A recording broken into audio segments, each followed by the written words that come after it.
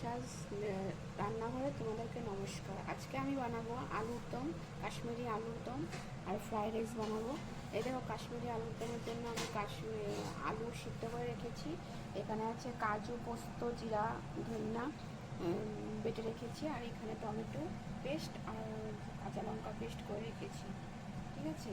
আর আদা বাটাও দিতে পারো। আর এখানে ফ্রাইড রাইসের জন্য হলো গাজর, বিন, কাজু, কাঁচা লঙ্কা আর তোমার কিশমিশ। এখন আমি আলুগুলোকে ভাজবো। হলদি লবণ দিয়ে সিদ্ধ করা আলুগুলোকে ভেজে নেব, অল্প লাল লাল হলে তারপরে নামিয়ে। এই দেখো, আমার আলু ভাজা হয়ে গেছে, লাল লাল হয়ে গেছে। এখন নামিয়ে নেব। আমি এখন কাঁচা লঙ্কা বাটাটা আর টমেটো পেস্টটা দিয়ে দিলাম। সোমবারে দিয়েছি দারচিনি, এলাচি, তেজপাতা আর শুকনো লঙ্কা সোমবার দিয়েছি। আর এখন তারপরে তোমার টমেটো পেস্ট আর তোমার কাঁচা লঙ্কা পেস্টটা দিয়ে দিয়েছি। এখন এটা নিয়ে কষাবো। তারপরে কাজু, পোস্ত, জিরা, মরিচ যেটা পেস্ট ছিল এটা দিল। এটা কষা হোক অল্প। এই দেখো, কাঁচা লঙ্কা আর টমেটো পেস্টটা মিক্সড হয়ে গেছে। এটার মধ্যে আমি তোমার চিনি আর লবণ দিয়েছিলাম আর হলদি দিয়ে কষানোর পরে দেখো এখন গ্রেভি হয়েছে। এখন আমি দেবো কাজু, পোস্ত বাটাটা,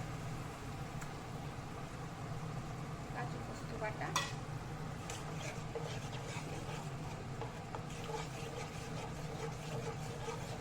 কাজু পোস্ত আর আদা বাটা, এটা দিয়ে ভালো করে কষাবো। তারপর কষানো হওয়ার পরে টক দইটা দেবো। এই দেখো, পোস্ত, কাজু আর আদা বাটাটা পুরো কষে আসছে। এখন আমি দিয়ে দেবো টক দইটা। টক দইটা গরম জল দিয়ে মিক্সড করে রেখেছিলাম।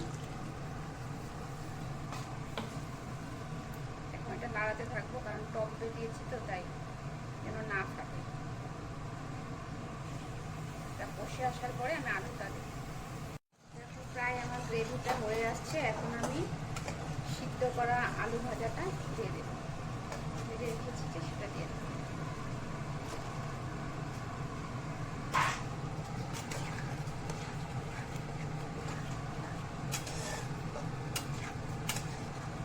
মোটামুটি আমার কমপ্লিট। কাশ্মীরি লঙ্কা গুঁড়ো দিয়েছিলাম আগে।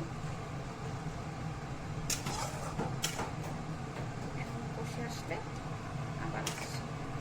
এই দেখো, আমার হয়ে গেছে, কষা কষা হয়ে গেছে। এখন গরম মশলা আর ঘি দেব। এই যে গরম মশলা,